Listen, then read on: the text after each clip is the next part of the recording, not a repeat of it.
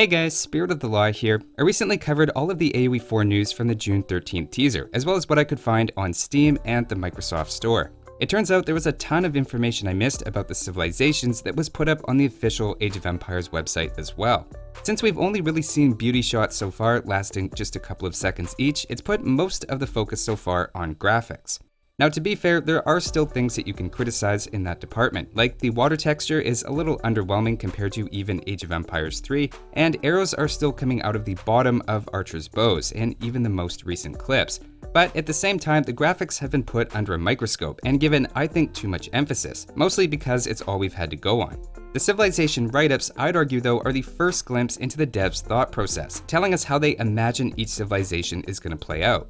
If anything, I think it gives a more accurate reflection of what to expect from gameplay than just showing a couple seconds of units fighting in very scripted battles. The write-ups give a surprisingly in-depth breakdown of both the new civilizations as well as the 4 that were already revealed. These aren't just vague general statements, but specific details about civ bonuses, landmark effects, mechanics, and how each civ is designed to be played through each specific age. Let's jump in, and I think you'll see what I mean.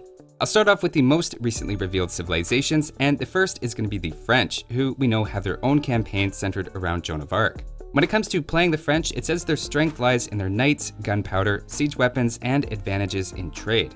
It says that, quote, French traders have the unique ability to bring back any resources needed, a valuable trait during a resource shortage. That obviously implies that other civilizations' traders are limited probably to just one resource, which would make sense if it's gold. That sounds a bit like Age of Empires 2, but in Age 2 you would never trade that early in the game. Alternately, if it was more of an Age of Empires 3 system with trade posts as something neutral on the map, then this would make a bit more sense.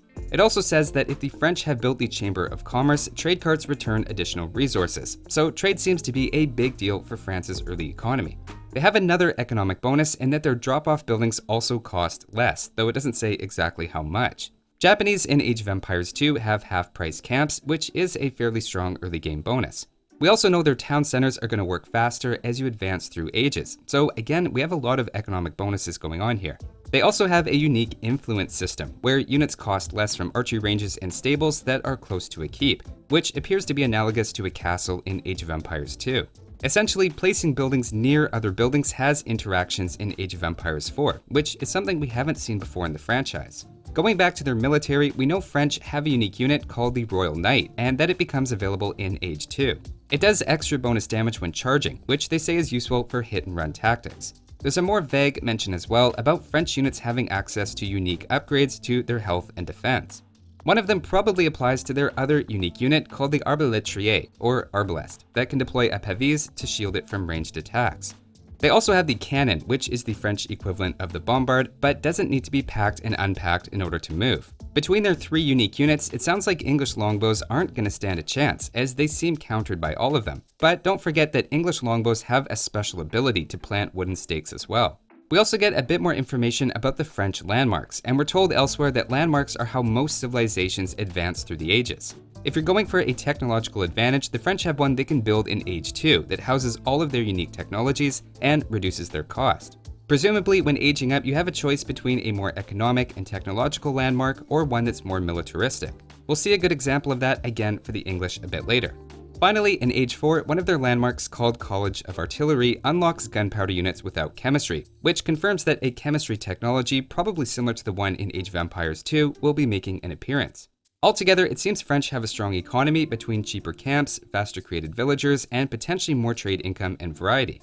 All that leads into strong heavy cavalry, a unique crossbowman, and mobile siege. Next up, we'll take a look at the Abbasid Dynasty. Initially, I didn't see the name come up in the trailer and wasn't sure what to call them, but they have put up the official name on the website, and this is the new camel civ. They're described as an adaptive civilization due to their ability to research unique upgrades at the House of Wisdom. It says as buildings are constructed around the House of Wisdom, the tier of their golden age increases, bringing with it increases to gather, research, and production rates. Interestingly, it seems they don't need to build landmarks to age up, and instead just have to complete upgrades that affect their economy, military, or trade. It's implied elsewhere that by the 4th age, you'll have to research 3 of the 4 available wings. They don't say exactly what a wing is, but it might be that completing a wing means researching technologies with a similar theme. The wings are labeled as economic, trade, military, and culture. The Abbasid Dynasty also has a so-called 5th age if you continue to research at the House of Wisdom as well and complete all 4 wings. They point out that this is overall an advantage to your economy because it means you don't need to interrupt villagers to construct landmarks, and instead it's all done through research. Looking at their military, unique to their civilization, the Abbasid Dynasty has camel archers and camel riders. The description of camel archers says that they're an anti-cavalry unit that takes reduced damage from cavalry, and that it's available at the start of the 2nd age. We're told they have greater range and damage than the average horse archer. That's a little surprising to read, as it sounds like more civs than just the Mongols will have horse archers if they're supposedly going to be average ones. Something I found interesting is that the camel rider is unlocked in the 3rd age, meaning you get it later than the camel archer. Their other unique unit is the imam, which is vaguely described as an inspirational community leader. That sounds like it might give a stat buff to nearby units in combat, or because it's a variation on the monk, it could possibly heal as well. So that's the Abbasid Dynasty. Coming from Age of Empires 2, a cavalry archer opening sounds quite strong for early game raiding, especially against cavalry civs. Now, I have talked about the info released on the other 4 civs already in a video a couple months ago, but they've actually revealed quite a bit more, and I don't want to assume everyone's watched and memorized that video, so now let's go through the other 4 civilizations, maybe a bit quicker for any parts that were already revealed. The first one we'll look at is the Chinese. We already knew this was a civilization based around constructing buildings, and they're unique for being able to build both landmarks that they have access to in each age for extra bonuses and unlocking units. It's now been revealed that one of their bonuses is going to be extra villagers at the start of the game. They also have access to their unique imperial official as early as age 1, which can begin tax collection from your buildings right away as an early source of gold. In the 2nd age, we get an example of one of their landmarks called the Imperial Academy, which has nearby buildings generate additional tax revenue. I have to say, I think the city planning aspect of how to maximize your building's influence system is going to add an interesting twist. For some civilizations, their city layout has some real implications. In Age 3, another landmark called the Imperial Palace allows you to spy on an opponent. They mention its vision allows you to see over mountains and stealth forests. To move from Age 3 to 4, they also revealed the Great Wall landmark that presumably you can include as part of your wall, where it increases the strength of the wall and the damage done by nearby units. Again, thinking about where you want to place that for maximum benefit creates interesting decisions. We also have the dynasties listed out again as well, and you can trigger one by having both landmarks from a specific age built, though it's not clear if you can stack dynasties or not. One of them, for example, unlocks the Fire Lancer, which seems to be a heavy cavalry with a charge bonus from the clips that we've seen. They also have the Nest of Bees siege unit, which seems to do quite a bit of area damage. But now let's move on and take a look at the main defensive and archer civilization, the English. We're told they have access to cheaper farms and that their villagers can defend themselves with bows, which we've already seen in action. They also have a special alarm at town centers, outposts, towers, and keeps that gives a defensive bonus to buildings and units nearby. Their castles or keeps can also produce every unit at them, so stable units and barracks units, for example. A lot more information was also released about their landmarks as well. We're told in Age 2, their landmark Council Hall produces longbowmen faster than at an archery range, which sounds great for early rushing. In Age 3, one of their options is the White Tower, which acts as a keep, which we already know can create any unit you might need for your army. Finally, in Age 4, their farms, in addition to being cheaper, also start to produce gold. The Berkshire Palace landmark also acts as a keep with increased range. You get the sense that for English, their late game landmarks are mostly going to double as castles, or at least those are the ones revealed so far. As for their unique units, of course, they have the Longbowman, which has a special ability to place stakes in the ground and defend against cavalry charges. That ability is probably going to show up a lot in the Joan of Arc campaign. They also have the Men-at-Arms as an infantry unit available one age earlier than other civilizations, also with an extra armor upgrade. It's not clear if that means it's available in Age 1 or 2, as we don't know the regular time for the swordsman to become available. So that's the English, and we've heard that they're designed for beginners to intuitively pick up quickly. Adaptable bonuses like cheap farms and very defensively themed landmarks all seem to fit in with that idea. Next up is the Delhi Sultanate. This is the very technologically oriented civilization that creates scholars at their mosque, which then increase their research speed. Delhi, in fact, gets all of their techs for free, though we're told it's with the trade-off of a very slow base research rate.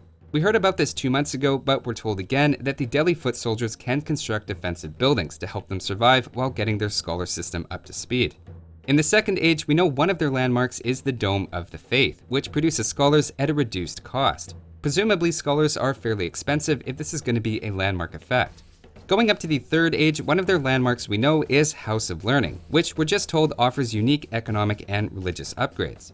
Going up to the 4th age, the landmark Palace of the Sultan is one of 3 landmarks to choose from, and periodically produces a free war elephant. That production can be sped up with garrison scholars as well. Of course, it's hard to judge as we're getting to see less than half of the landmarks that they probably have, but it still gives a sense of how important scholars are to their playstyle. As for their unique units, they have both the War Elephant and the Tower War Elephant. One is melee and the other is ranged, with 2 archers on top. It's pretty obvious this is one of those civilizations where you don't want to let them get to the point that they're making those units. And finally, with the most unusual design, we have the Mongols, which we know can pack up their settlements and move to a new location. We're told they start off with several unique buildings, but have no access to either farms or walls, though they have a unique pasture building that replaces the farm. It's revealed that one of their Age 1 landmarks is called the Silver Tree, which acts as a market that can build traders faster and cheaper.